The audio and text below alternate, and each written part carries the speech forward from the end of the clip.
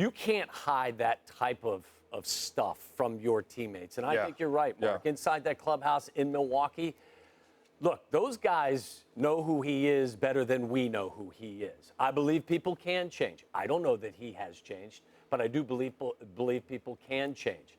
It's up to them. It's up to the Milwaukee Brewers as a team and as an organization to decide whether or not this is the type of guy we want in our organization. I will say this as well, and maybe this is a little bit off of topic.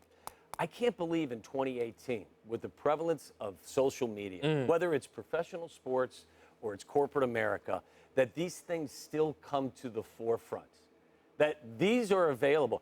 And I'm not suggesting that the Milwaukee Brewers should have done a deep forensic dive on Hader to find out what may be in his past, to try to hide something or try to wash it away, but to have a better understanding of who all of their employees are, to find out who is this guy. And it's easy to find. Yeah. And they've just sat there for years, and no one knew until last night when he's giving up a home run. I mean, recently with Josh Allen, and I just find it hard to believe in 2018 there isn't more forensic investigation done by employers to see what exists there. And again, not to gloss over it, not to bury it, not to make excuses for it, but to have a better understanding for who your employees are. My level of concern is at a 10. Yeah. My level of judgment is at a 0. We were all young idiots at age 17, and Hader is a product of his environment. But I say my level of concern is at a 10 because the remarks brought up the KKK. They brought up Trayvon Martin. Obviously, some gay bashing involved, too. So the severity, the deepness of where those remarks went, they hurt. They hurt me today just reading them as an African-American male or just as someone who I promote equality and love for all, man. So that's a real tough pill to swallow. And like you said, there's no way we can read, while it's from a press conference, how sorry this guy is or isn't. But he's at a 10 of 10, and if I'm a guy in that locker room, he's got some explaining to do. And all that matters is amongst your teammates. You don't need to apologize to the whole world. You said what you said. You need to move forward. But if I'm going to trust you as a teammate, we got to have a talk. I really, really like what you just said. My level of concern is a 10. My judgment is a 0. But let me press you, Ryan. Why is your judgment a 0?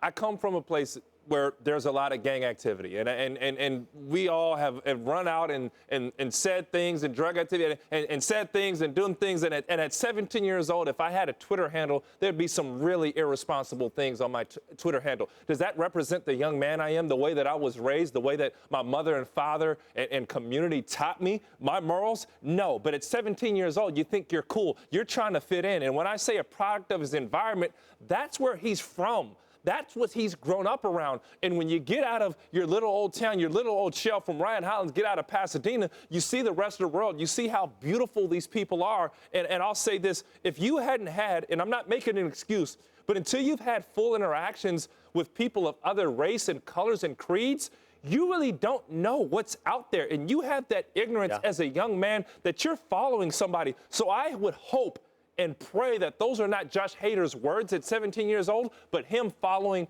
the words of somebody who was older than him or someone who influenced him. If I may, so Ryan, I think, honestly, that's some of the best stuff I've ever heard you say, what you just said just now.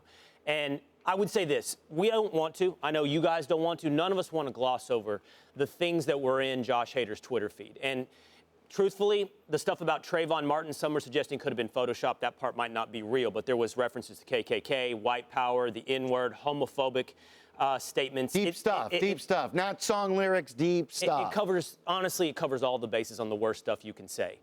And that should be, and it is, I know at this table, because I've talked to all three of you throughout this morning, universally condemned. No one can look at that and go, nah, come on, not that big a deal. Not one person looks at that and goes, yeah, I don't have any concerns about Josh Hader or anybody that's saying those things. I think everyone here does. I know I personally do.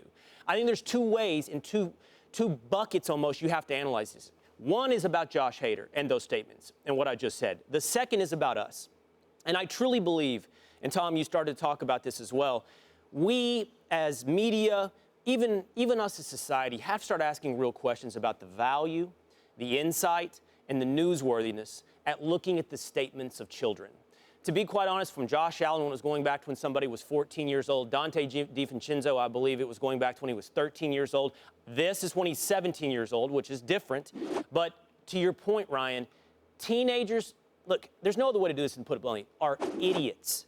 Does that mean this absolves Josh Hader of these statements? No. Absolutely not. But I'm also not sure how much value and insight it gives us into who Josh Hader is. Well, what do we spend all this time with? We sit on social media on Facebook. You argue with a Facebook friend. Here's the way I see one view. Here's the way he sees another view.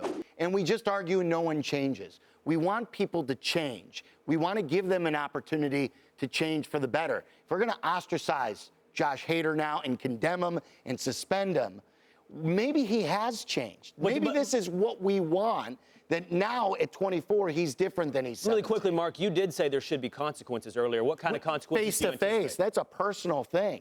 This is like Lorenzo Cain inside that clubhouse. He has to look him in the eye. Well, I think he did make a comment last night that was supporting Hader. Listen, we know, locker rooms, clubhouses, they're melting pots. You come from different socioeconomic backgrounds, different religious backgrounds, different racial backgrounds. It truly is, I think, a great representation of a melting pot environment. I'm interested to see what types of comments come out of that Brewers clubhouse. What do the players, how do the players respond? Because you can't hide some of these feelings if, in fact, they are things that linger into the age of 24 and weren't just crazy statements made by a 17. Really quick, guys, I want to ask you, you're young and dumb at 17. You make the statements. Obviously, I'm sure they were polarizing. People, attacked him, went back and forth at him. Why legitimately do you leave them, even if you aren't an MLB star? It's a great question. Why do you leave them up? I don't know. I don't know that anybody knows the answer to that question, including Josh Hader.